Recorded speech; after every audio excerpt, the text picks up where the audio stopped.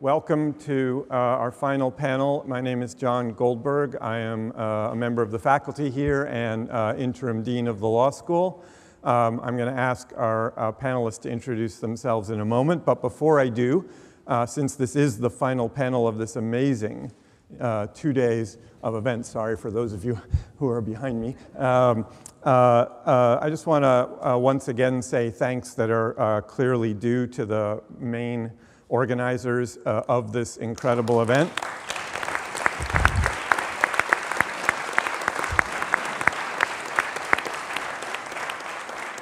And just to say their names out loud, you can hold your applause to the end, but then I want more. Vice Dean Gabriella Bloom, Assistant Dean Catherine Peshkin, Nancy Pinn, and Sarah Zucker.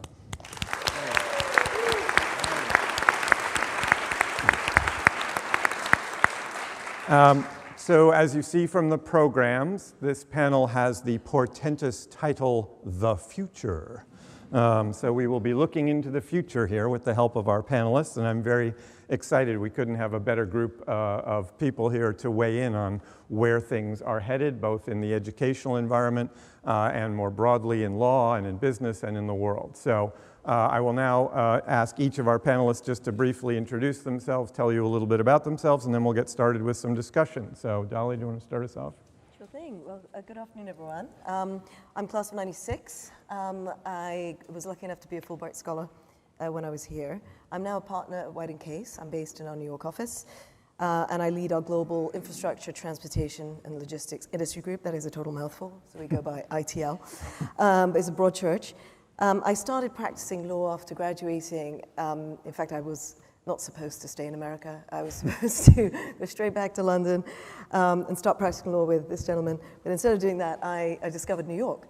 So as a Londoner, I thought, I love New York. This sounds amazing. I'll go and start there. I thought just 1 year. And then at the end of 1 year, I ended up being asked by my then law firm if I wanted to go to Hong Kong. So I went to Asia for 2 years. I then thought, finally, I must go back to London. During all of this, I was working on energy and infrastructure projects, initially large cross-border deals with regional geopolitical significance. I came back to the US in 2001, right before 9/11. And interestingly, my practice pivoted from the international focus that you might expect coming out of an LL.M program like this to a domestic focus. And actually, the last 15 years or so, I've been focused on bringing global best practice in what I do to America and to trying to remediate the US infrastructure deficit and challenge, which those of us who've used US infrastructure and come from other parts of the world will appreciate is no easy task. So it's kind of ironic, because I think as a Fulbrighter, I was supposed to go home and help the British be more American, or something like that. And instead, I have found myself, coming back to America. So it gets kind of interesting collateral benefit of the LL.M program. Yes, well, perfect illustration of the beauty of the LL.M program. Thank you. Conrado. Yeah, thank you. Good afternoon, everybody. I'm glad to say that I'm class of 94. I don't have to say LL.M because we are all LL.M, so that's good. I came originally from Argentina in 93, and then I was a practicing lawyer, but I also was teaching constitutional law in Argentina. And I was perplexed by the fact that Argentina and the US share many things, including the Constitution. The Argentine Constitution is a literal translation of the American. Then the geography, it's pretty much similar in terms of the variety and diversity. And the people, most people, the immigration would either come to the US or Argentina at the same time. How came that the two countries ended up so differently? I thought, because a professor in constitutional law told me in Argentina that there was a case 100 years ago by the Supreme Court that may have had something to do with that. So I came here to Harvard trying to explore more of that. I took constitutional law with Tribe. I was surprised that my interest, which was on patrimonial law, so regulatory takings, and were completely ignored. The course was about something else, which was very interesting. And then life happened in winter, January 94, I had to pick a course. There were 2 or 3 options. Most people got into negotiation. I couldn't. But I got into corporate bonds. Okay, corporate bonds, and it was given by a visiting professor, Marcel Cahen from NYU, and I went in, and it was a great January.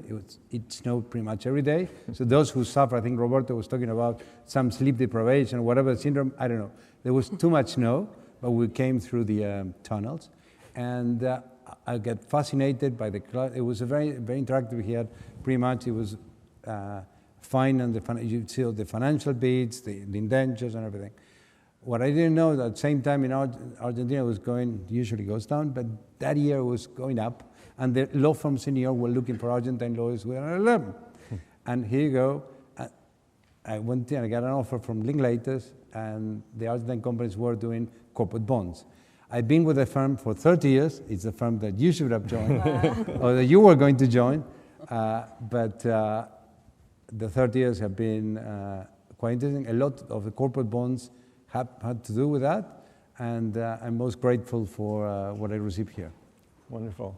Pascale. Yes. Alors, bonjour tout le monde. Thank you for having me. My name is Pascale Fournier. I'm a law professor at the University of Ottawa, LL.M, also as a Fulbright Scholar, 2002, S.J.D, 2007.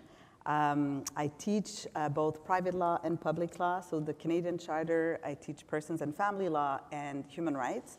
I recently launched the Observatory on Human Rights at the United Nations a month ago, so this is very exciting. Wow. Something else about myself, I am a mother of 3 boys. I have a male dog and a husband, so hence I always wear shoes that can distinguish me within my family. So happy to be here. Wonderful. Holger. I'm Holger Sparmann, 01 professor on the faculty here. I initially came here after studying law in France and Germany to stay for 1 year. Well, I did leave for 3 years after the LL.M to practice a little bit, but then I came back and I wanted to do the S.J.D, and I thought I'd do this for 2 years and then go back, and well, then I started a PhD in economics, and I just got stuck. And so I'm still here today. I joined the faculty in 2011. I do research on law and economics, being an economist as well. And if there's like one common theme, I think, to my research, it's infinite regress. So you go from questioning one thing to questioning the next thing, which is surely why they put me on a panel on the future. And next to me. Yes. So I'm very curious how that will go. Thank you. Raymond. Yeah, my name is Raymond Atuguba, LL.M 2000, S.J.D 2004. I can see my S.J.D supervisor here, Professor Lucy White. Professor Alford was also here. And of course, Jean Tai and Nancy. Yes. And interestingly, I have a student from the University of Ghana here, Nia de Clark. And he also did an LL.M here later. And then when I came back here a couple of years later to teach, I can see one of my students here, S.J.D. Yes. So Wonderful. I'm happy to be here. Thank you. Drew. Hi, Drew MacIntyre, 93, makes me the old person here. I'm from Calgary, Alberta, Canada, of all things. I'm vice chairman with TD Securities, which is the investment banking arm of the TD Bank Group, a large North American bank. You probably see the little logo everywhere around Boston. Yep. It's on the TD Garden where the Celtics play, as well as the Bruins. Unlike these esteemed lawyers, I was a terrible lawyer. I practiced for maybe a year and a half, and it was absolutely tragic. The good news is I was able to find investment banking shortly thereafter with a lot of the skills that I learned at the school. For the last 20 years or so, I've been an advisor and financier to global energy companies. But about 4 years ago, being a progressive Canadian bank, we made a net zero pledge. So my last 4 years have been trying to extricate ourselves by decarbonizing our lending portfolio, expanding our sustainable finance offerings, started carbon trading, and frankly, just trying to get to net zero through our advisory assignments. I do find the irony isn't lost on me. People have called me the arsonist firefighter in terms of starting the fire and now trying to put it out. But what I do find is the school's given us the skills to negotiate some of these big global issues around climate, and I'm very pleased to be here today. Great, thank you so much. So I'm going to pose some questions for our panelists. Since this is an unusually rich panel with 6 people, probably not everyone will answer every question because we only have an hour and 15 minutes, but I will call on some people and then we can see how it goes, and we'll have a little bit of time at the end for some audience questions. So, first question, as we pivot towards the future, what have been the most profound changes you have seen in your time since you left Harvard in the legal profession, in related professions? What's different now as a sort of a threshold to what's going to be different in the future? Dolly, you want to start on that one, and then maybe I'll ask another of our panelists the same question. Yeah, it's a really interesting question because I've been practicing now almost 30 years. It's kind of shocking actually to think of that. And I think as a profession, when I look back on the 30 years, a lot has changed. And I would say perhaps 2 things jump out at me. And this is just looking at the profession. I think that there has been a turning of the dial on DEI. I think when I started practicing law, there were very few senior women in the profession. You could count them all on hand most of the time. Some might say that the dial hasn't been turned nearly enough, and I would agree with that. And I think a lot of panelists earlier today and yesterday were saying the same, but I think a lot of progress has been made. And so we should celebrate that, notwithstanding the backlash, right? And certainly in the US, people are having to figure out how to continue a drive towards achieving equilibrium in the profession, which needs to continue despite that. The other thing that I think has changed, and I think it's changed kind of relatively recently, but I think it's a lasting trend, and COVID, I think, accelerated this, was a better emphasis on mental health and wellness, because it's a tough profession. I think excellence is hard to achieve, and the professionals do need coping mechanisms and support mechanisms, no matter where you're practicing. And I think that under the old way of doing business, in a very male-dominated profession with traditional structures, there was an inbuilt support system there, right? I mean, they had a silver lining for those who were under that. So I think the profession has gotten better.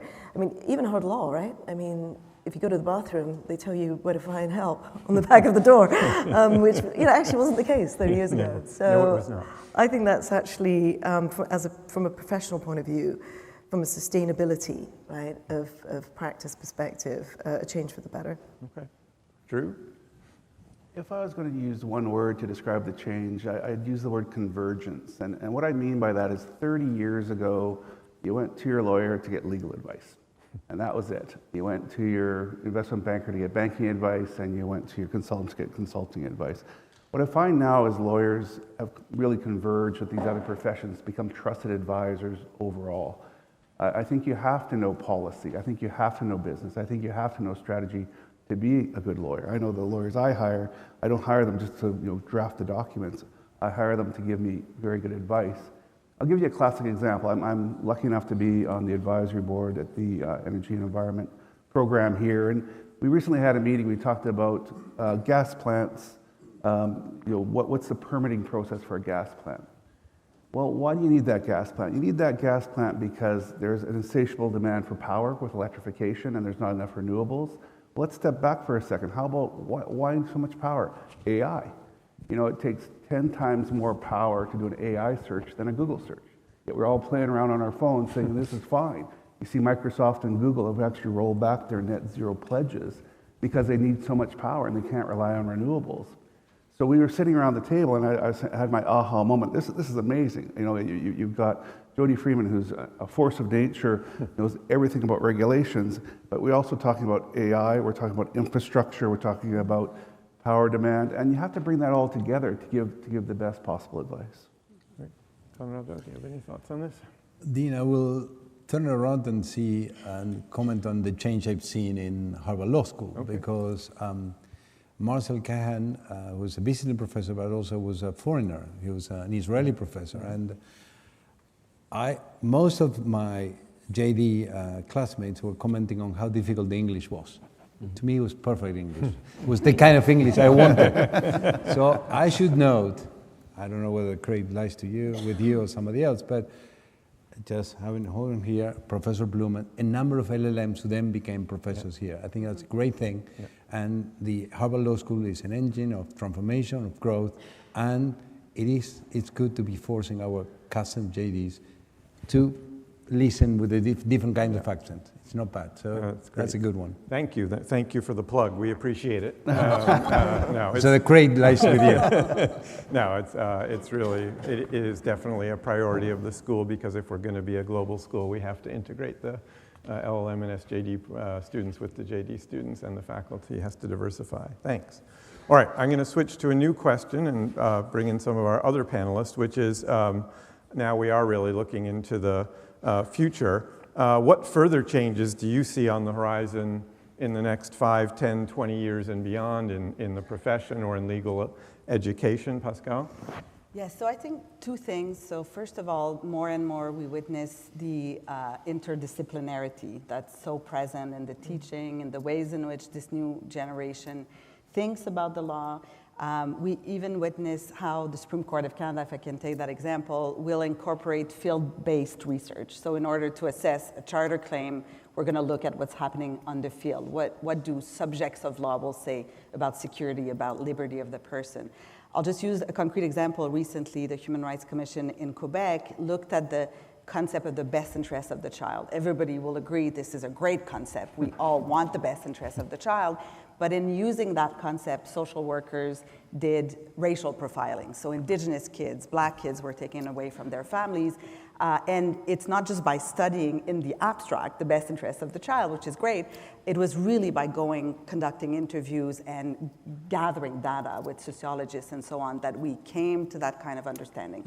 So number one. Number two, I would say comparative law is coming. When I was studying here, comparative law was like a optional course. Yeah. Now it's becoming more into the mainstream. I teach the charter, I teach persons and family law, and I cannot not look at comparative law, Islamic law, Jewish law, that will come through contract law, through family cases, up to the Supreme Court of Canada, actually. So how do we understand the mainstream law, state law, but from incorporating these comparative law with more migration and people traveling around the world, getting married in one place, getting divorced elsewhere? How do courts and judges will assess and understand that comparative law aspect? Mm-hmm.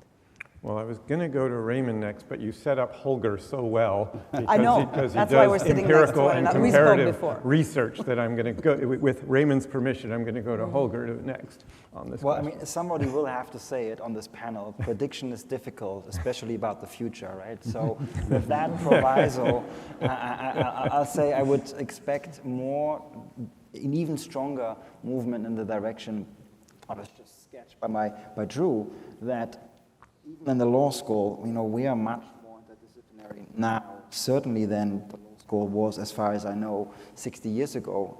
And I think this will only continue. And what it's doing, in my view, it's really bringing Harvard Law School into what always made it Harvard Law School, which is not a law school, but a place where power meets and people who will exercise power get trained how to deal with power, and law is very important for that, of course, but it's only one of the skills you need to be aware of, and so I think we will do more and more of that, just like the top lawyers are doing more and more of that. Yeah. Raymond? Yes, from the context in which I work, I think one of the greatest challenges is the global trend in democratic reversals.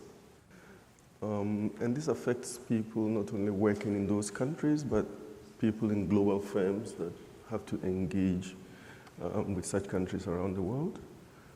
Since I've been here, I've read about 3 coup attempts in Africa just from when I started traveling, so it's a lot. When I studied law here, the entirety of ECOWAS, the West African sub-region, was like 100% constitutional democracies. Today, a quarter of them are under military regimes, and the trend is growing.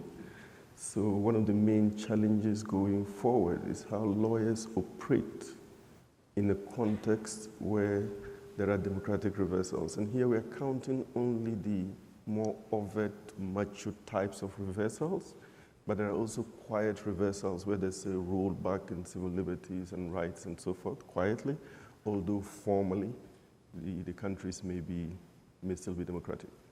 The second and last challenge I wanted to mention was an increasing sense of taboo topics in legal, not just in legal academia, but also in legal practice and legal activism. If the presidents of the top US universities cannot speak freely against Israel, what are we saying about the rest of the profession? How do lawyers operate in a situation where there are taboo topics and where people consciously try to be politically correct or just avoid certain topics because then the reprisals are just too much to manage? Thank you. Yes, well, that's a beautiful segue into our next question. And this is the institutionally self-interested question. So I will ask my staff if you're here to take notes on the answers. And the question is there anything in particular from your sector or region, and Raymond just touched on some of this, that is likely to affect Harvard Law School in particular in the future? Are there things you're seeing that the folks who are here at Harvard Law School should be taking into account, worrying about, adjusting in light of? The floor is open if anyone wants to jump in. Look, yeah. if I may, Please. I think one of the sessions yesterday, I talked about academic snobbery. I think arrogance and snobbery tend to be bad. And one thing that I felt during these 30 years that academic and the mainstream of, say, corporate finance have been diverging. And I know that in particular now the law school is trying to get them closer. But one thing that Drew was talking about, interdisciplinary thing, at one point I was asked, and goes into your question, to manage. So to take on a managerial role at the firm. And it was a long time. And I said, I'm not prepared. I didn't go to the Kennedy School. I didn't go to the Harvard Business School. But then I thought, I learned something at HLS that helped me. And then I remember that when I came here, somebody, I think S.J.D, sent me, there is Dean with the breakfast with the Dean. And I was coming from a law school that had 10,000 students. I only knew the Dean the day he gave me the diploma, okay? And I said, you can keep, you call the secretary and then you write down. So it was Bob Clark, and I showed up for breakfast. I don't remember what we talked about, there were 5 of us, but I felt I talked to the Dean, I got to know the Dean, I could talk to the Dean. So in my managerial role, I said, you know what, we're gonna do breakfast with the managing partner, or tea, or whatever it was, and that helped me a lot. So I think more of that, you got a great economics department right next to you, interdisciplinary. Yeah. The business school, leave it for later. I would wholeheartedly agree with that. And I think it goes back to actually what Drew was saying earlier, that what we're seeing more and more is that having your practice knowledge is necessary but not sufficient. It never kind of was, but I think with the increased complexity of the challenges that society is confronting and the business world as a result, you're not just only getting hired because you know M&A, finance, etc. And actually that's why we've organized ourselves in these industry groups, because really the point of these industry groups, they're practice agnostic, and you really integrate holistically the thinking across disciplines in order to really understand profoundly what the challenges are of an industry and how they're confronting it, because you got to bring as broad a toolkit as you can to bear on the problems. And no one has a monopoly on good ideas. And you'll often find that you can actually borrow from different disciplines, even within E&I, actually, funnily enough.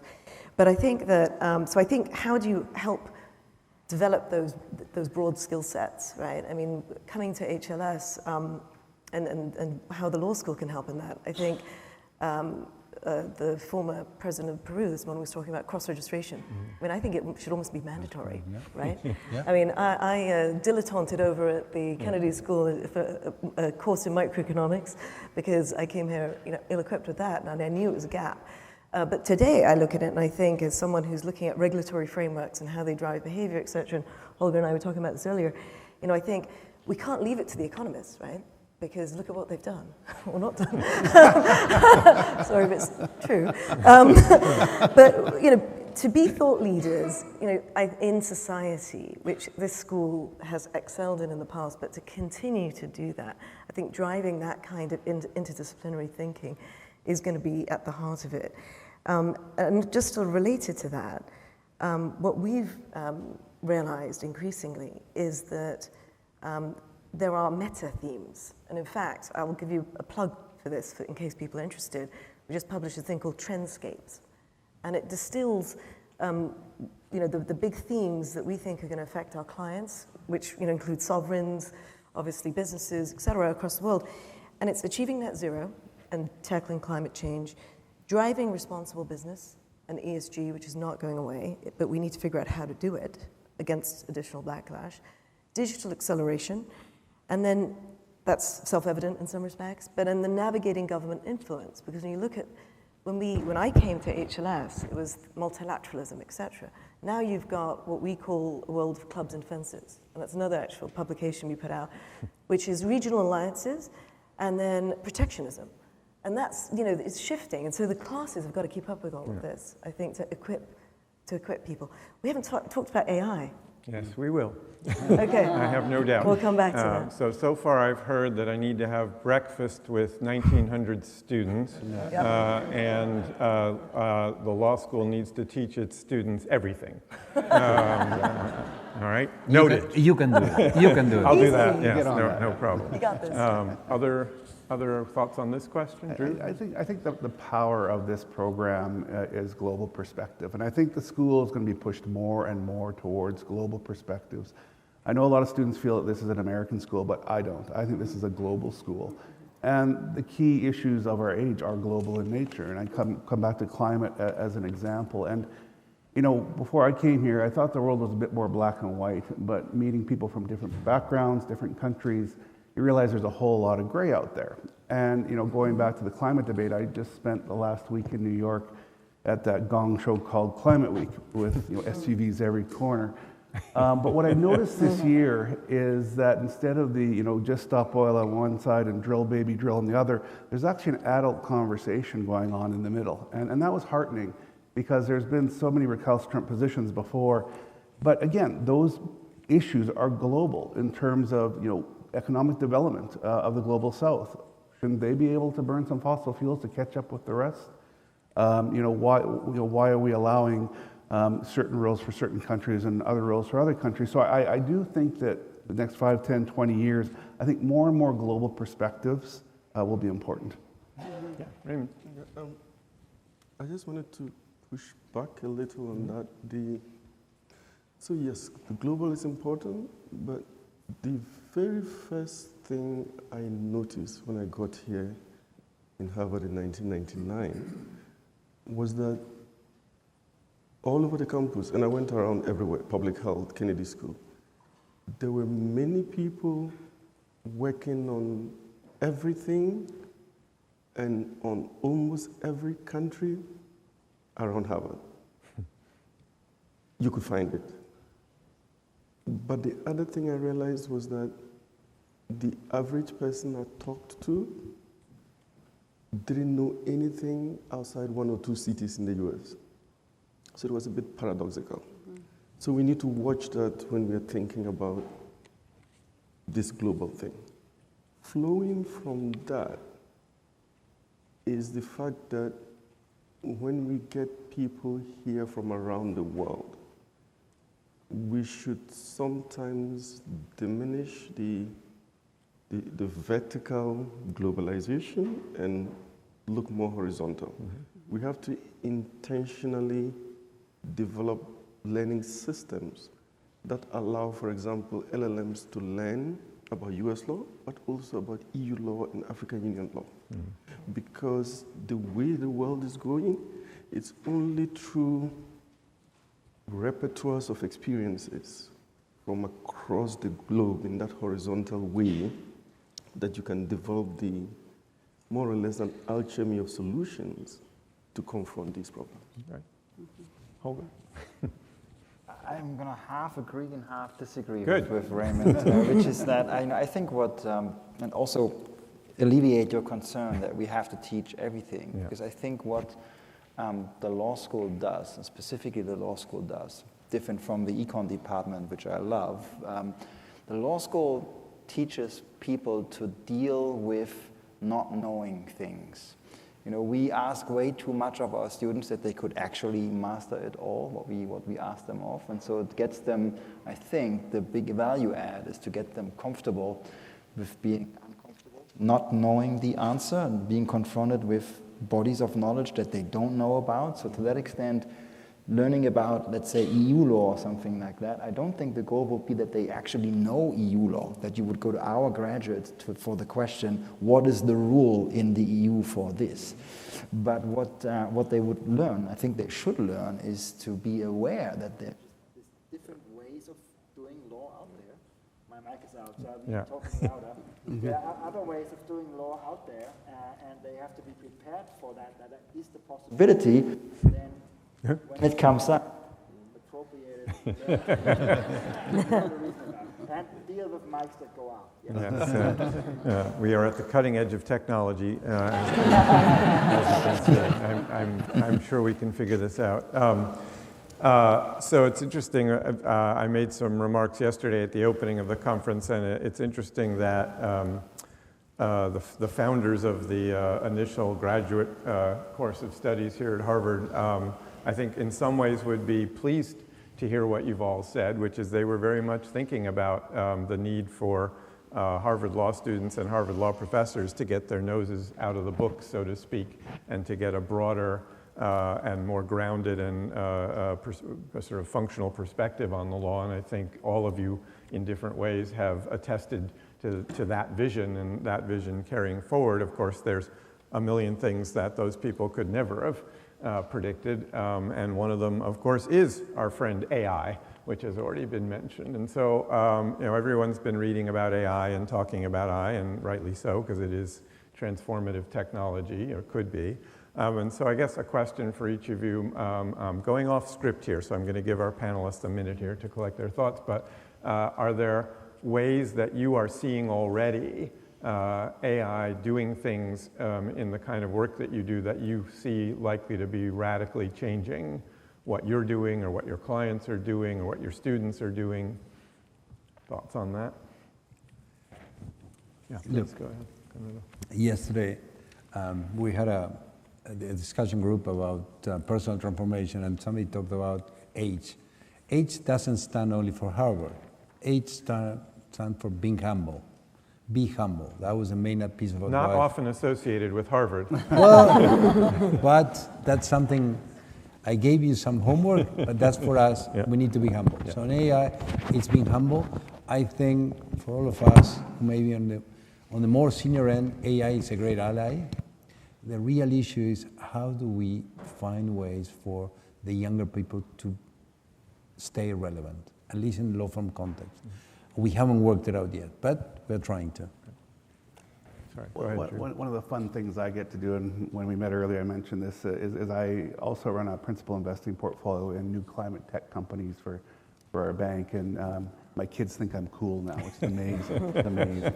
And I talked before about the negative of AI in terms of the power usage and what that means for the climate. The thing I've been seeing more and more, though, is also leading to a lot of efficiencies. We're using AI to make wind farms more efficient. We're using AI to make manufacturing processes more efficient.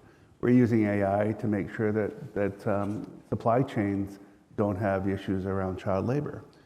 So there's a lot of good there. I just think, though, we've set it up such that, you know, we play with it on our phone. Like, do you really need an AI search on Instagram? Probably not. And that goes to the whole issue of where business and law come together. Is there some regulatory framework we should have to be responsible about it? In Europe, yes. Here, not so much. So again, I'm a glass half full kind of guy. So I think the pull on the power and the climate that is such a negative on AI is going to be more than offset by the efficiencies. Pascale. Yes, I think the AI is changing the classroom. And to me, there are two ways to approach this. The first way is to say, okay, we're going to go without computer. We're going to test with oral exams. We will just refrain from this. But the other approach is to say there's no going back. The new generation is using this. We cannot control it, first of all. So how do we use that to our advantage, to develop more critical theory? How can we look at what AI is doing and have a look for human rights violation, for instance, or any stereotypes that would be embedded in the ways in which that can be used for judges, for law, for assessing exams and so on. So we see more and more in Canada some faculties that will have that approach, that will basically say to students, why don't you use AI for that exam, but have your critical theory kind of approach to what AI is telling you is the right answer. So there's an infinite possibilities, I think, for us as university professors. Mm-hmm. It's interesting. When I teach a big first-year course, torts, some of my students are here in the audience, I ban laptops, so I'm one of the troglodytes.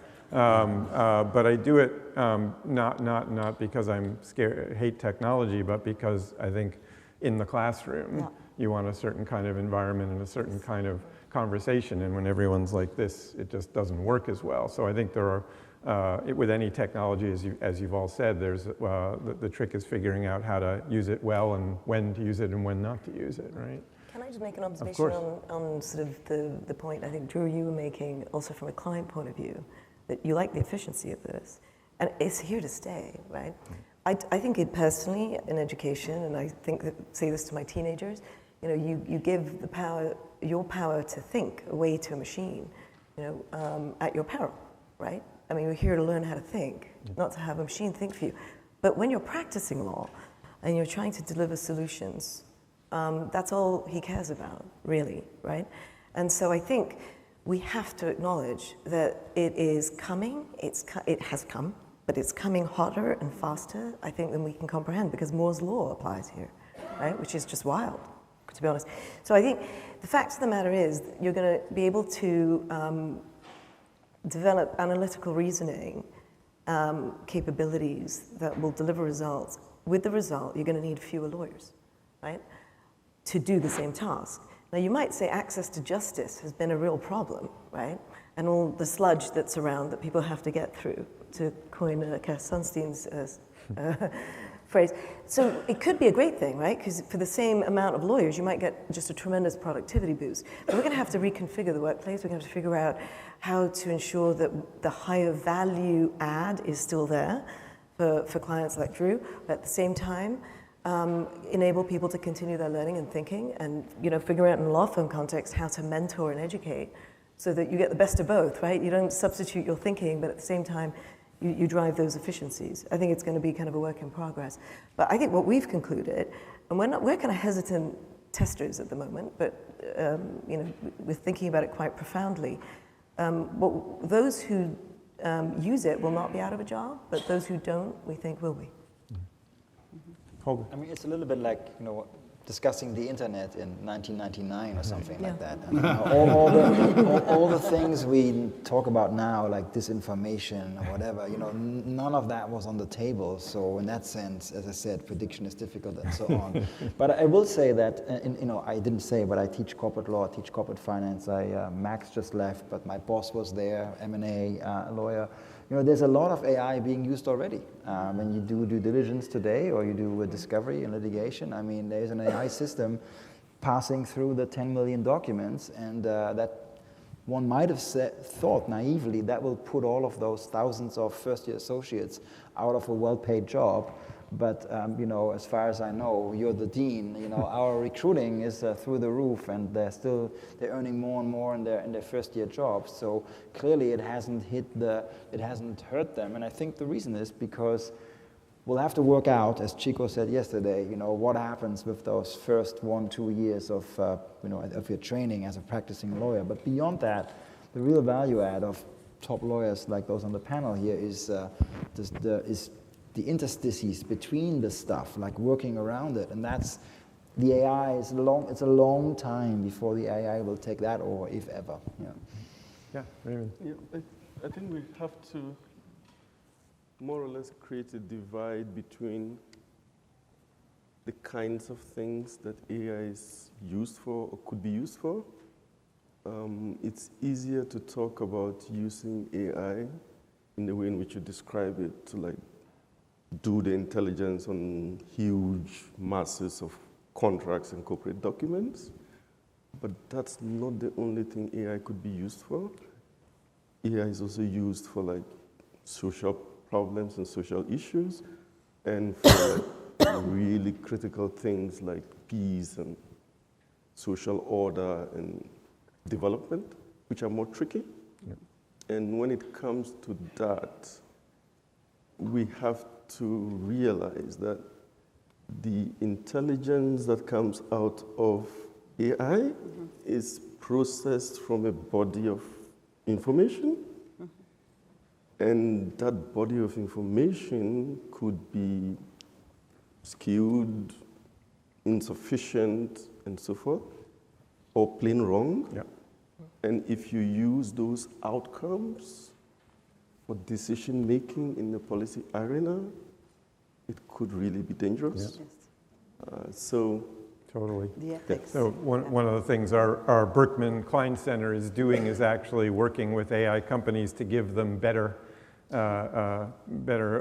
models and better materials from which to develop their models, in part to avoid some of these problems. And you're totally right, it's a huge issue. The other, I'm a torts guy, and California is contemplating some legislation on the responsibility of AI developers in how they make the models available to the world, because some of these models are pretty open-ended in ways that could easily be misused to create a lot of havoc and mischief in the world. And so there's some really interesting questions, legal questions, about AI developer responsibility for letting loose this creature, or these creatures into the world.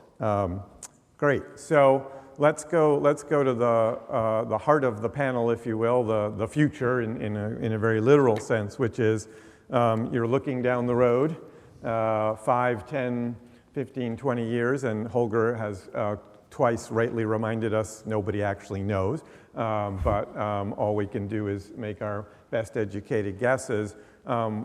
What's going to happen? And obviously we've talked a little about that with technology, but more broadly, what do you see happening to the legal profession, to legal professions in the different parts of the world, different countries? What are going to be the big changes? Please go ahead.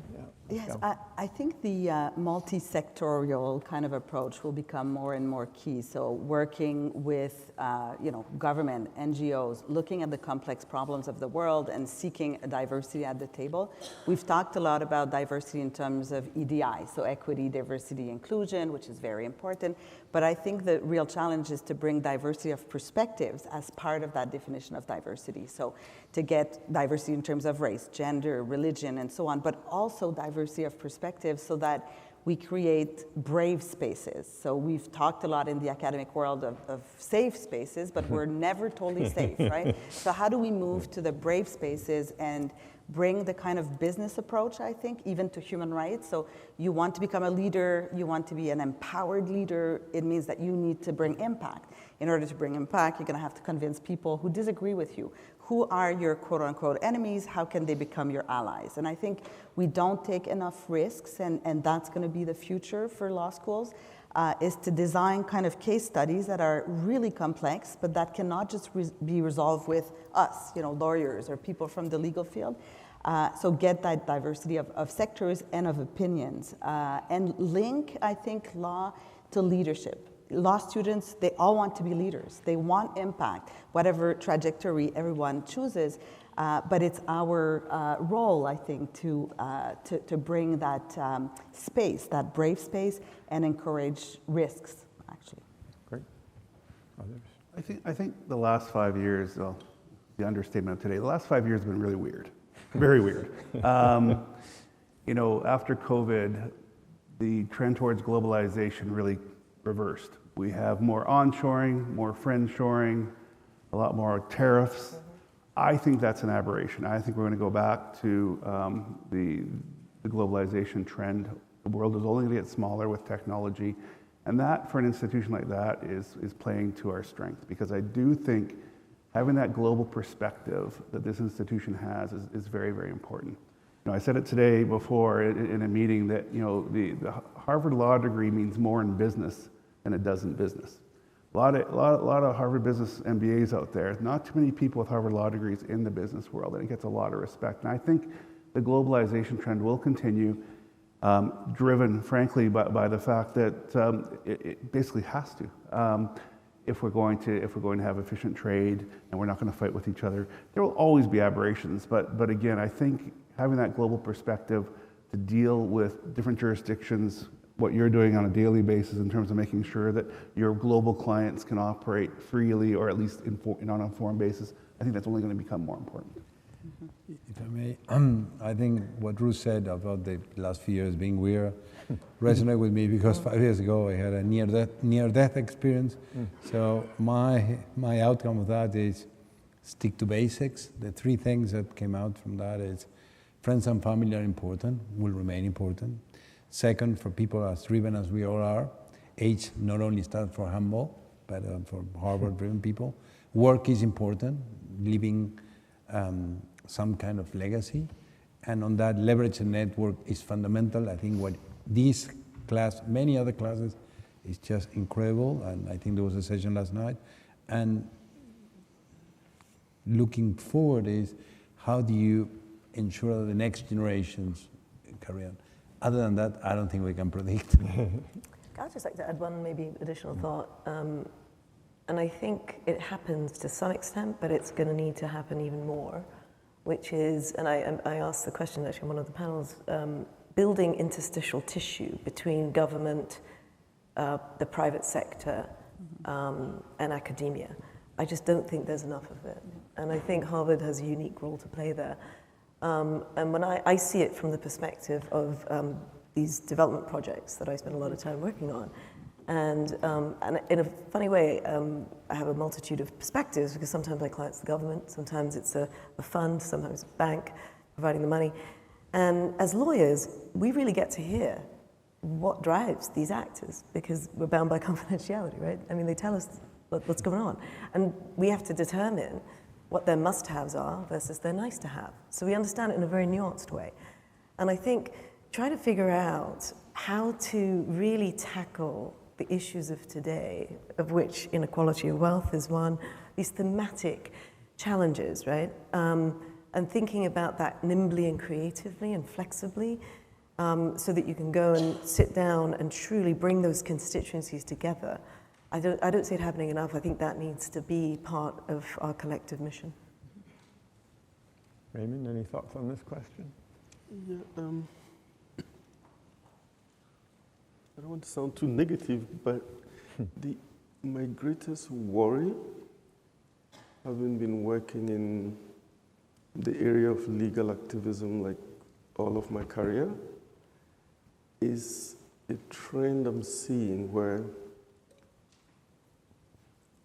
some lawyers tend to be using all the array of practices and experiences and tactics that we loved in the area of legal activism, and are attempting in several countries, including the US, to use that to serve the purpose of legal populism. So if you watch even the way in which Trump mounted cases to overturn the election, to attempt to overturn the elections in 2020, you can see some of those tactics there. And I've seen it in a couple of other countries where this is happening. And it makes me cringe, because I know the power of those repertoire of things that we use in legal activism. And to think that that can just be turned into something else looks pretty dangerous to me. Okay. Holger, any thoughts? Well, I mean, power is neutral. It can be used for good or bad things. I personally think law in that sense is also neutral. You can use it for good or bad things. And so I'm not surprised that you have this observation, Raymond. When I heard connective tissue, it makes me a little bit queasy. You know, I'm a corporate finance guy, so obviously I think finance is fantastic, and I have friends in finance and so on. It's great. But I also am aware that the financial world, private equity funds, hedge funds, and so on, have taken on a larger and larger role in the economy, especially in the United States, but of course not only in the United States. And that comes with usually pretty large wealth inequality. It comes with the pushing of the envelope of regulations because they're good and they're driven, and that means many things. And one thing it means is any loophole you can find, you will exploit. And we lawyers, we will help them do that, and we're getting really, really well paid to do it, which is why all of my corporate law friends, they love to have private equity clients because they pay very well and they do a lot of stuff, and that's good for them. But of course, I think it's not an unambiguously positive trend, and so this will, I think, continue for the time being. But when Drew said, you think the logic is that, the good thing, we have to be open. 2024, so 111 years ago, nobody predicted, I think, that the world was on the brink of the First World War and then the following retrenchment of globalization, because there was a very global world around 1900, and it completely changed in about 20 years. And it took us 95 years or something to get back to where they were then. And so I'm not that sanguine about the current decoupling ending soon. Let's see. I'd just like to add a point there, perhaps, because I think government's playing catch up, right? And that's really the problem, right? Look at AI development and the regulatory framework following the development, right? I mean, you point to gazillion examples of where private industry has leapt ahead and government's, coming up from the rear. So really what I'm trying to get at is really to have sustainable long-term growth that is truly sustainable and not just GDP oriented. I think you got to bring these constituencies together, because you don't want the horse to leave the barn and then try and figure out how to solve the problem. And actually Lorena from the UNDP was on a panel yesterday talking about development, and she said that she went to David Kennedy's class and said his advice was follow the money. So she went to DC, right? She went to DC. Where is Lorena? She's here somewhere, hopefully. She said she went to DC because that's where the development dollars were being doled out. So I do private infrastructure development, and I follow the money. I find it in infrastructure funds, private equity funds. I find, all looking to find a way to invest in, very needed improvements to the energy and infrastructure landscape, to achieve net zero, to improve people's lives, et cetera. And frankly, to find a place for pension dollars, right, to be invested. All very laudable things. But that's where the money is. And we need to figure out how to provide investable solutions in a regulated environment, right, with government. Equally, philanthropy is a pool of money that has, I think, vastly increased over the last 30 years since I graduated. And there's an anti-democratic aspect to that too. So I also feel like there's a lot of interesting evolutions, let's say, since I personally graduated. And when I look forward the next 30 years, we've got to all engage in trying to figure out how to recalibrate some of this. Pascale. Yeah, I was just going to say, coming from the world of human rights, just the word neutrality, I have to say something. So I don't believe law is neutral. I don't believe that power is neutral. Power is often gendered. It's linked to race. It's linked to certain parts of the world. But I do think that personally, if we use neutrality, and as professors, if we hide behind neutrality, then professors are scared to even have and enjoy academic freedom, because then they are accused of being subjective, partial, political.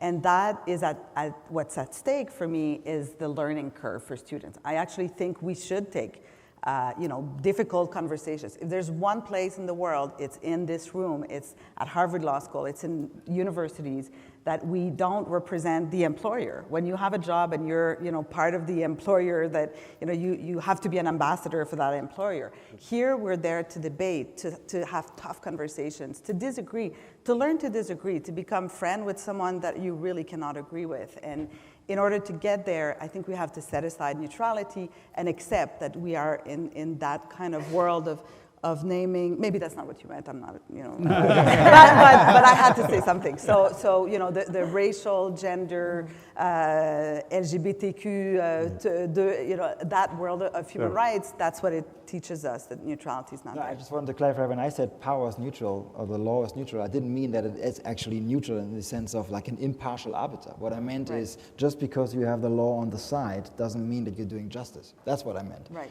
So you can use those legal tools to do good things or bad things. That's, in that sense, it doesn't have a balance. Thank you. It's interesting, as if any of you are paying attention to some of the things that are going on at the Harvard at the university level, there's an interesting juxtaposition to what you just said, is that the university has adopted for its leaders this institutional voice policy, which is not called neutrality. It's the institutional voice policy in which people like me are supposed to, as Raymond indicated, say less about public events unrelated to the core mission of the educational mission of the university, but in the name of, precisely in the name of, not chilling speech, opening up space, and allowing for the kind of hard conversations that you're having. So the judgment here has been, and we'll see whether it's right or wrong, the judgment here has been that a certain kind of restrained institutional voice among some people will actually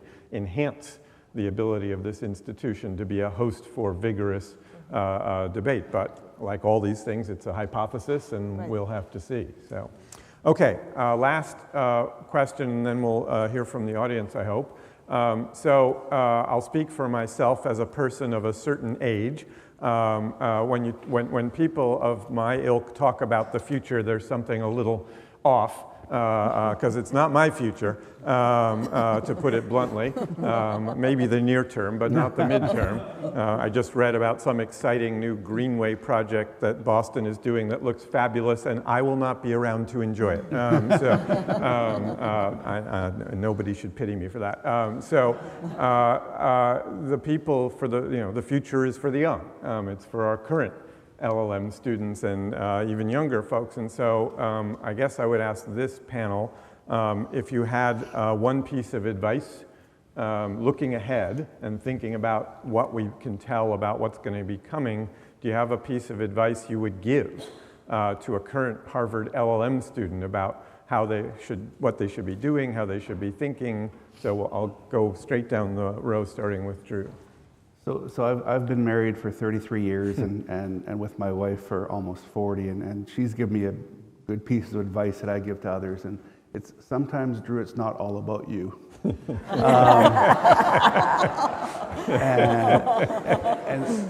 So I could take that piece of advice and also say, sometimes it's not about us. Sometimes we have to think of the greater good. We have a responsibility, having come to this institution, to deliver for society. And it sounds strange coming from an investment banker, but here I am. And when I come here, I love coming here because I get so energized and I see the bright faces. And I remember 30 years ago, I was one of those bright faces. So I think just giving back earlier, I think it would be my advice. Okay. Raymond? Yeah, I think the friends that I made here, the connections that I made here, have had a tremendous impact in my life. I can't even begin to mention them. And so in your LL.M. year, spend as much time networking as you spend to learn, because I believe the networks you create are far more valuable than anything you're going to be learning in the classroom. Great. Holger. So for me, when I came here, the one most important thing that this place taught me or gave me as a message is that you can do anything. That's not how I grew up, I can assure you. This is not, and it's also not fully true, because of course you can't do literally anything, but it's a good starting point, and people should they should actually hit the boundaries and not assume that there are the boundaries. So that's what I would tell everybody, that they should go for it. Try the thing that they now are excited about, because the other truth is that, I see some friends sitting here, I don't think they all knew where they would end up when they started out. So lots of coincidences happen, and so if you aim for the right target, you have a bigger chance of hitting it. You probably won't, you will go somewhere else, but that's not all bad. Great, Pascale. Yeah, that's great. I like it. So very quickly, I'm going to cheat with the formula. So 4 things very quickly. So dream big. I think that's super important. It always starts, I tell students, with wherever you see yourself. And if you see yourself really far away, things will happen, I believe.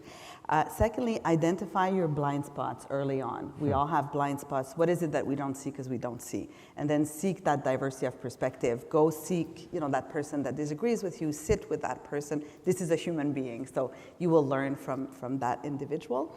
I agree with you also that all the time that I spent outside of the classroom, all these friends from Harvard Law School, later on in my career, this is how I organized conferences. I went to Europe, I went to all over the world, because I would make a phone call and they were like, yeah, we're gonna see each other. And then, we worked on something. And lastly, I would say what we don't say enough, I think, take risks. I think we learn a lot from our failures. We learn a lot from trying things. Sometimes it doesn't work, but that's the way to seek creativity and innovation. Only one thing, keep your eyes and ears open. And again, I learned that at HLS when I was exposed to a concept I had never been before, which is course shopping. That you were able to, during the first week, to sneak into different courses. And you never know what you will find. So go out and keep your eyes and ears open. That's it. Great. So when I was here, there was a woman called Athena Matua. Yeah. And she very exuberantly told us on the first day, Anna's nodding there, explore. And we even had T-shirts actually made with explore written on it. And I think it's been kind of a guiding principle, right, across a lot of these themes, and you've all put it better than I could have. But I think keeping an open mind, the respect that you develop, I think, over the year, of the fact for different cultures, different perspectives, there not being a monopoly on good ideas. There's a certain humility that does come with that. Also then gives you this gift of being open-minded and recognizing that best practice and innovation can happen anywhere. And your job, I think, is to capture that and deliver it. And so, and I think also, I'll just add one more thought, which is, look, it's on you, right? I mean, I feel this quite keenly, actually, and slightly depressively, in that I look back and I think, is the world better today than it was 30 years ago, right? And it's kind of been on our watch, right? And so it's incumbent on us to be solution providers and to deliver. Great. Well, excellent advice in my view. So there are some microphones in the audience, I believe, and so I'm going to invite audience members to direct questions to our panelists about some of the topics we've covered. So let's see, we have many hands up. Do we have microphones? Am I making that up? There's one over there. Okay, so we have a gentleman right here. Maybe you can stand up and give us your name when you get the microphone and then ask your question. Thank you. Thanks so much for this precious conversation to all the speakers. Andrea Vignini, class of 2022. Harvard Law School, as you were saying, has been, and as Professor Spaumann was saying, has been always a school for leadership first, of course, for lawyers, for practitioners. And if you have to reflect on which qualities, characters, values, leaders of the future should have, what are they, according to you? The floor is open, so feel free to weigh in. Maybe I can start. Sure, I think audacity, resilience is really key, and communication skills. I think more and more we need to know and to learn how to disseminate knowledge. As lawyers, how do we make rights accessible when we speak? So learn to write for newspapers, op-ed, give interviews to TV, radio, and so on. And that is not necessarily taught as part of these courses that are mandatory. So how do you get that expertise and then you become, a voice for the greater good? Well, I think those are definitely important qualities, but not necessarily the ones that Harvard Law School teaches you. There's another, fortunately, I think there's another quality that you also need. You need to be very analytical in understanding the problem and how you get to where you want to be from where you or the world or whatever is right now.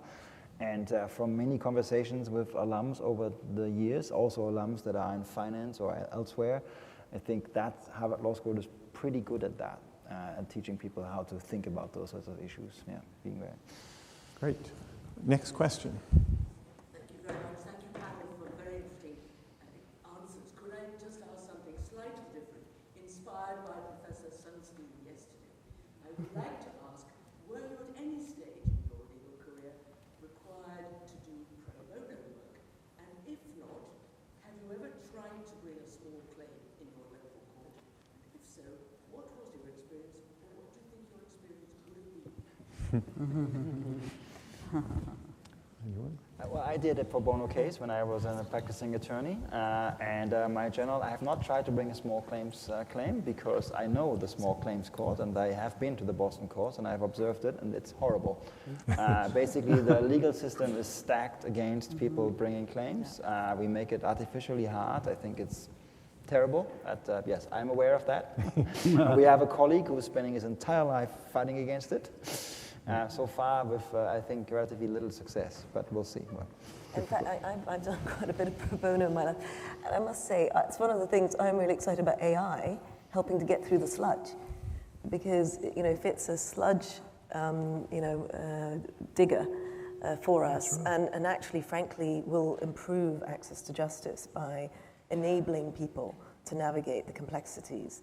In the meantime, while the sludge removers are doing their magic, I think that could be really, really powerful. And I wasn't a lawyer long enough to do anything pro bono. Yeah. I spent the best part of my career doing pro bono work. And for small claims, where I come from, you would have to spend maybe 100 times of the amount you're claiming to do the small claims claim. So that's not the solution. I think there's a hand up over there, and then we'll come over to you. Thank you. Hi, LL.M class of 2025. So I want to return a little bit to the topic of AI and the constant evolution of technology and kind of the need for immediacy towards the looks of the future.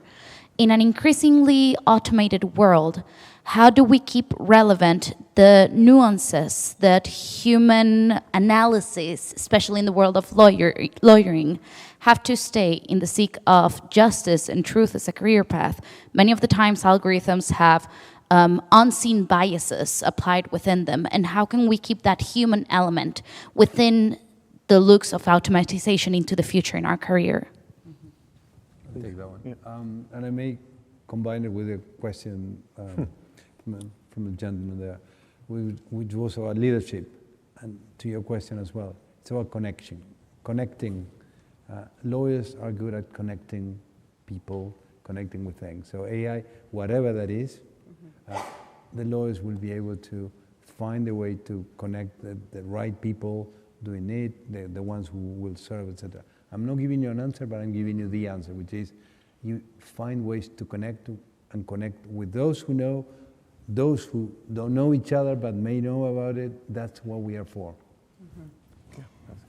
I would say the value of field work in the world of human rights is very important. And AI can be used with embedded stereotypes, right? So we do need that kind of field work to assess what does that mean and to contradict the proposals that would come from AI. And I see I'm quite happy to see that with Human Rights Commission around the world, how that field work is becoming more and more prevalent. And I think it should be used to answer and to have that conversation with AI.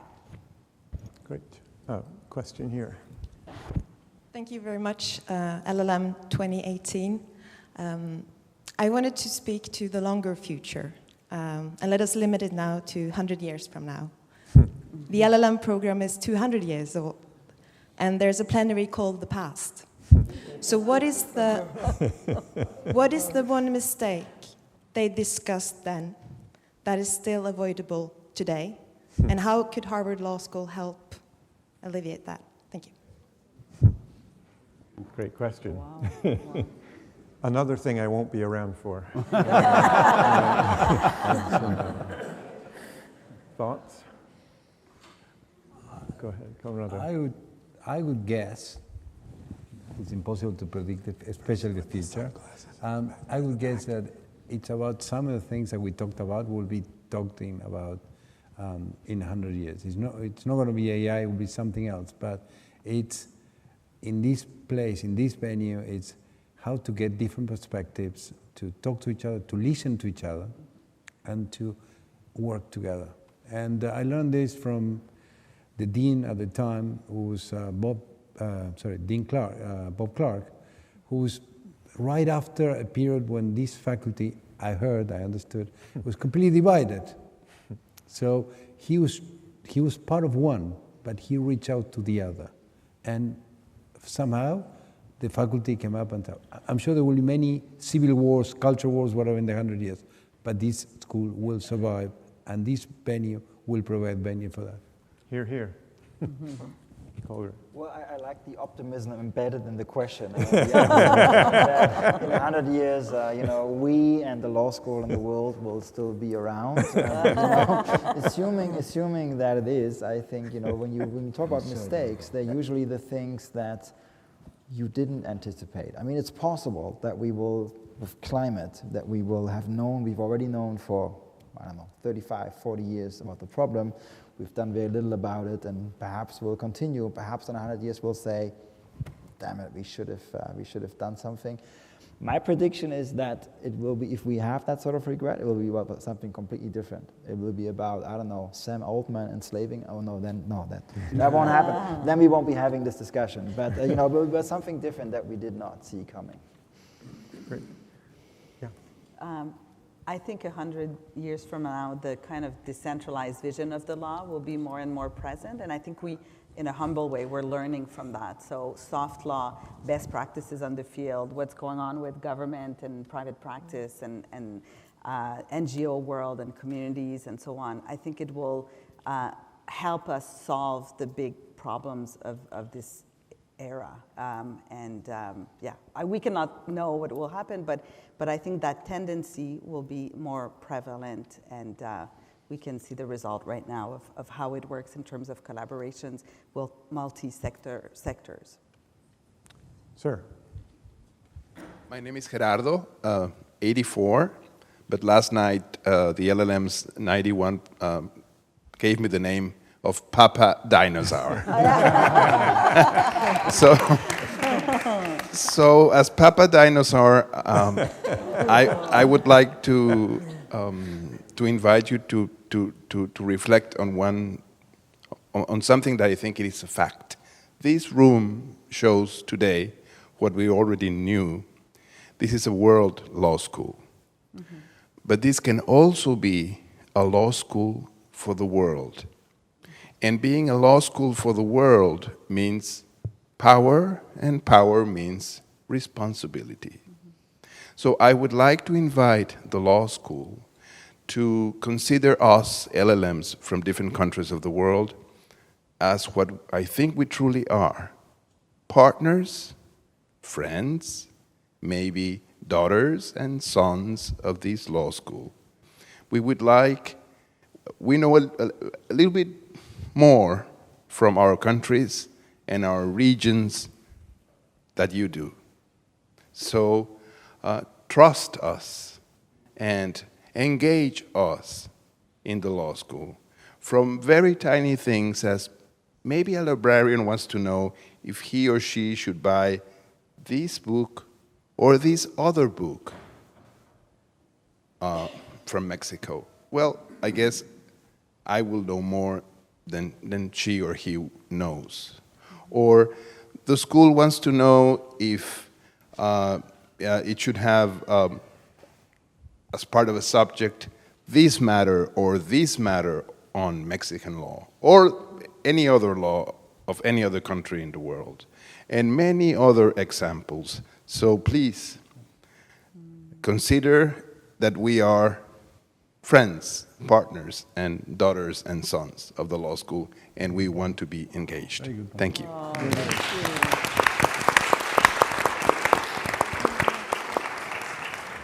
All right, I think there was a gentleman, sir, in the back. Yeah, go ahead. Hi, my name is Ali Hashem. I come from Montreal, Canada. I'm driving a friend of mine who is an S.J.D candidate. He invited me here. I would like to apply in the L.L.M. next year. To be completely honest, what I know is that I'm nobody, and what I know is that you guys are somebody. And my question is very simple. Originally, my family comes from Lebanon, and you all know the situation over there. And you mentioned that we have to have the audacity to address, complicated questions, and to agree to disagree, but always with respect, and and have a dialogue in good faith.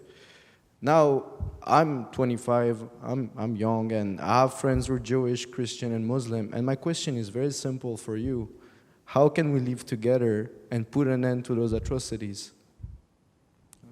That's it. Obviously a question that the world is wrestling with and struggling with, and I haven't seen anyone come up with the answer yet, but maybe some thoughts in the right direction. Can lawyers help? I think the LL.M. program has at least the potential to help. We've had discussions I remember even 24, 23 years ago. Some of those discussions were animated, let's say. Some of those discussions were much friendlier. Friendships have been forged across those lines that I think still are communication channels today for people who are actually working on these issues. Well, clearly we haven't solved the issue yet, but at least I think we are doing hopefully a little bit of good. Look, if I may, I think I will repeat what I just said, which is, and I come from a country that has been not as bad as Lebanon, but bad enough, which is Argentina. But when I came here and I heard about this division that there was in the faculty, that it was part of the past, I thought that what was key there was somebody from one of the sides understanding the other side, listening, and he would still think what he thought, but they would engage and they would come up and they would come forward. So part of that is not a solution, but I think part of that may be what it takes to find a way forward. So I think we have time for about 2 more questions. There's a woman in the second row here. And sorry, go ahead, sir. And then, yeah, please go. All right. Hi, Gönenç Gürkaynak, LL.M. 2001. It's not wonderful etiquette to ask a question to the moderator, but I will, together with my good friend Holger. And the question follows the observation that there's a sense of entitlement, a sense of privilege when you're in Harvard. When you go about your life and spend some 10 years and come back here, you suddenly kind of wake up again and you're like, I belong here, this is who I am.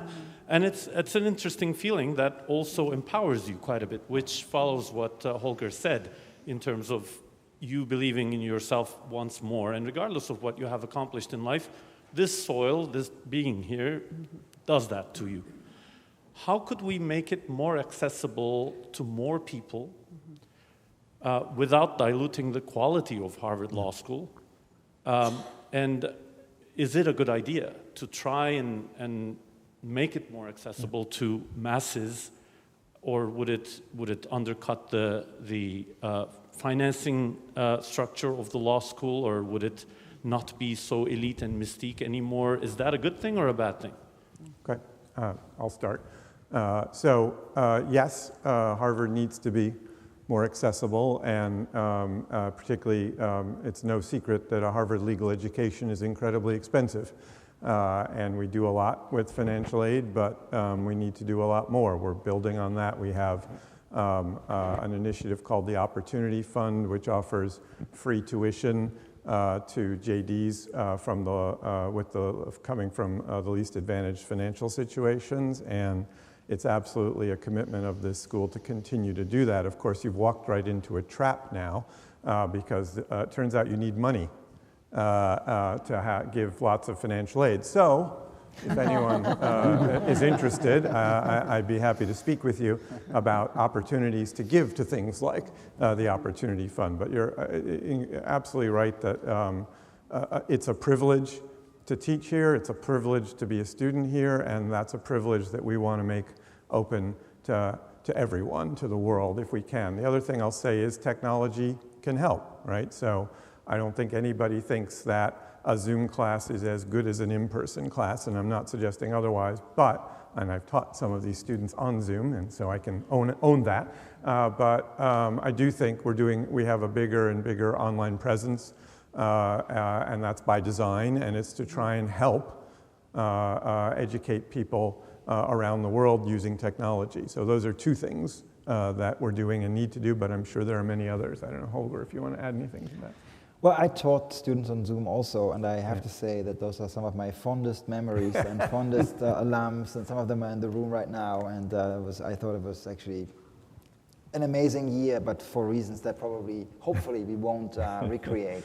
You know, your question, Ganesh, about the accessibility of the power, it's a very rich question. In some sense, you know, when we say power, it embeds, I didn't say it, but it's elite.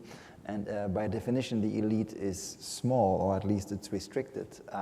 So if that's the way it goes, then the best we can do is make it open so that anybody can become part of the elite. I personally think that Harvard actually is an unbelievable machine of bringing people into the elite who previously from their families were not yet members of the elite. And so in that sense, I feel relatively good about it, because, you know, power, elite, whatever.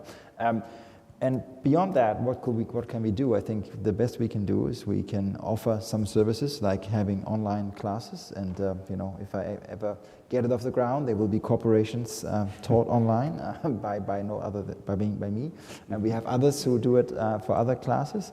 And then to, you know, if we can help our graduates at least use the power for purposes that are not just good for the elite, but good for the world at large, if we can. All right. Last question, please.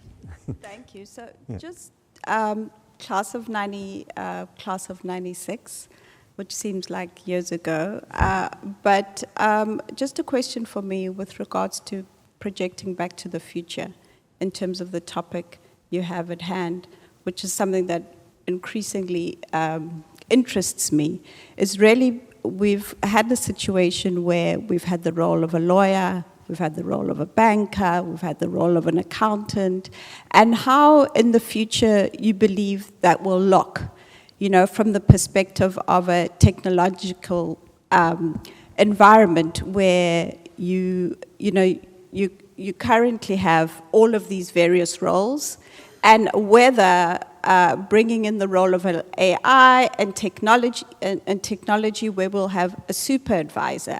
Is there still a role of, you know, a world where we view it, there's a law school, there's a business school, there's all these disciplines, and whether we need to provide a program and look at law schools where you have almost a role of a super advisor? Is there no longer the role of all of these, various different disciplines? And then related thereto is who owns the client? Who is the client ultimately going to pick up the phone to and speak to first? Because they don't necessarily need the legal skills, because the banker can say, oh no, it's fine, we don't need to bring in the lawyer, because we can quickly at a click of a button be able to say, okay, the AI has sort of solved the problem of that particular aspect that we would. And the reason I raise that is I'm more or less in the corporate governance space, and I operate with a lot of boards, and so the person that we bring in the room to advise the board is not always necessarily the lawyer.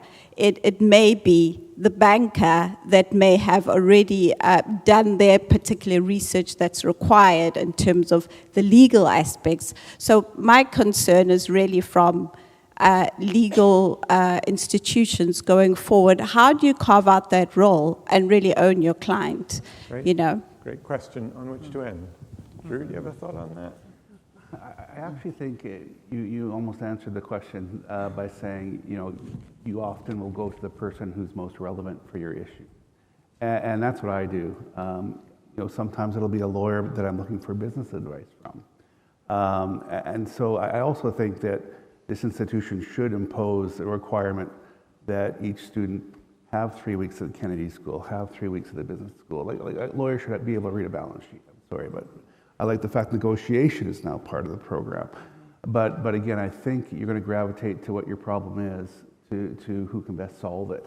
But I do like the fact that maybe not learning everything, but being dangerous enough to know what you don't know. That's critical, actually, right? You want to stick to your knitting to some extent. I think you need to be A+ and deep and analytical and really good at, frankly, being a lawyer, right? That's first and foremost. But then I think the special sauce, if you will, is really being immersed in your industry. Right, really understanding the business environment, really understanding not only the business, the regulatory environment, right? That's why I think it touches on all of these different aspects, and being an integrated problem solver, right? Across legal disciplines, but also across those other disciplines, right?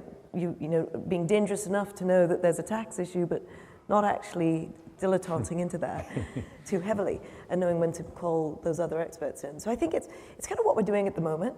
I think at the top of our game, but I also think AI is going to be interesting and enabling, again, building some of that integration and ensuring that, you've been truly creative and nimble in finding, win-win solutions that actually, do turn the dial. All right, last word to Raymond, and then we have to wrap up. I don't have an answer for you, but I can tell you about an initiative I started when I became dean of our school. We expanded our LL.M program. It's become pretty large, and we opened it up to people without an LLB degree or a JD, which means that you can come and do a Master's of Law in our school with mathematics or chemistry or whatever. And it's actually pretty interesting putting them together with lawyers in the same class. So the need we sought to meet was what you're saying exactly, that somebody who's worked for 20 years in the natural resources sector comes in and does a master's in natural resources law. For the first month, we just teach them basic things like cases, how to brief a case and all that. And then for the rest of the period, they're just doing all the laws on natural resources. And we're actually hoping to see what happens in the country in the next couple of years, when these people go back into the corporate world, into the natural resources sector, into the energy sector, knowing all the laws in that sector and how the economy rolls from that. Great. Well, this has been a fantastic discussion. Thank you so much. Please join me in thanking our panelists. Thank you.